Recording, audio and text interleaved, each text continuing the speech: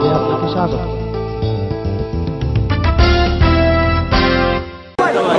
গত 30 ডিসেম্বরের নির্বাচন বাংলাদেশের রাজনীতির সবচেয়ে গরম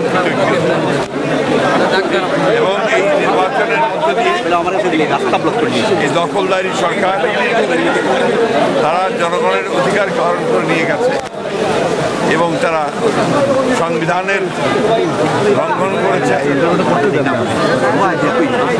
জনগণের রায়কে তারা ডাকাতের মতো ডাকাতি করে নিয়ে গেছে।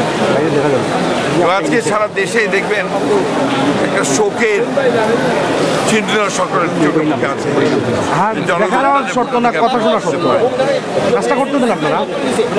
এখন এই উপজেলা নির্বাচন অথবা মেয়র নির্বাচন, স্থানীয় সরকার নির্বাচনগুলো সরকারের পরিবর্তন ঘটায় না এবং জনগণের যে মূল বিষয়টা থাকে রাষ্ট্রের পরিচালনার দায়িত্ব, সেই দায়িত্বের কোনো পরিবর্তন।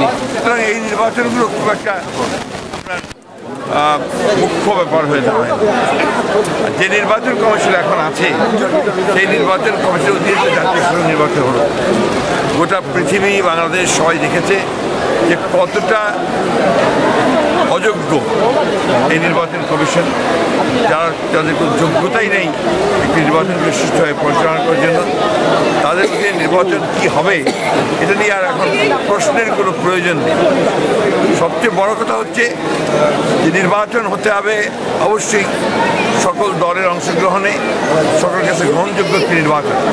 সেই জন্যই আমরা আমাদের ঐক্যফ্রন্টের পক্ষ থেকে পরিষ্কার করে বলেছি এই বর্তমান নির্বাচনকে, জাতীয় নির্বাচনকে বাতিল করতে হবে এবং নিরপেক্ষ সরকারের অধীনে নির্বাচন দিয়ে জনগণের একটি সরকার প্রতিষ্ঠা করার সুযোগ করবে।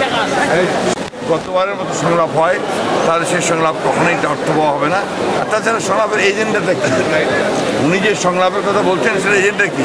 আমাদের এজেন্ডা তো একটা, এই নির্বাচনকে বাতিল করতে হবে, পুনরায় নিরপেক্ষ সরকার অধীনে নির্বাচন দেবে, জনগণের অধিকারকে প্রতিষ্ঠা করবে।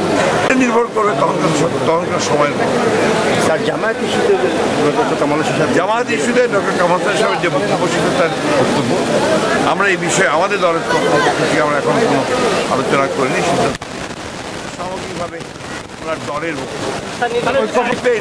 যদি উনি কী চাচ্ছেন, কী দরকার, উনি বোঝেন যে না দেশে একটা বড় ক্ষতি হয়ে গেছে, যে এই একটা নির্বাচন যেখানে জনগণকে তার অধিকার প্রয়োগ করতে দেওয়া হয়নি, তারা নিঃসন্দেহে কে এজেন্ডা জানাবেন যে আমরা এই এজেন্ডা আলোচনা করতে চাই, তখনই আমরা সেই বিষয়ে বিবেচনা করি।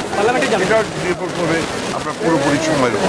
ঐক্যফ্রন্ট এবং বিএনপির মধ্যে কোনো রকমের কোনো প্রবলেম নাই। ঐক্যফ্রন্ট একটা